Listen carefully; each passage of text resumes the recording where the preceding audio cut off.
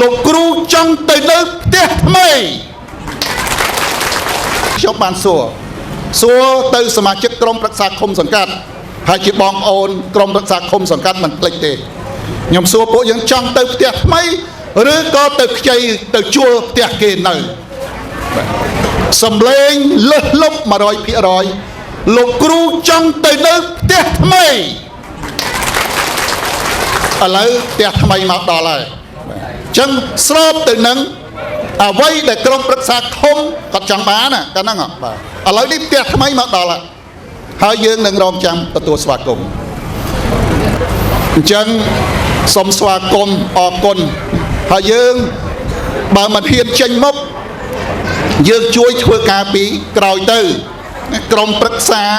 ឃុំសង្កាត់តែខ្ញុំដឹងថាក្រុមប្រឹក្សាឃុំសង្កាត់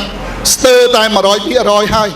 មកជាមួយគណៈបកកម្លាំងជាតិយើងប៉ុន្តែមួយចំនួនក៏គាត់ហ៊ានចេញមុខដូចអញ្ចឹងគាត់ហ៊ានចេញមុខមួយចំនួនក៏គាត់នៅធ្វើការងារពីខាងក្រោយអញ្ចឹង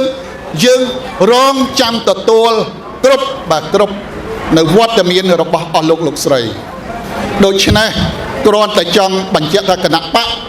កម្លាំងជាតិបើកទ្វាររងចាំអស់លោកស្រីគ្រប់នានាការនយោបាយមកចូលរួមជាមួយគណៈបកកម្លាំងជាតិប៉ុន្តែបើថាឲ្យទៅរួបរวมអាហ្នឹងមើលទៅ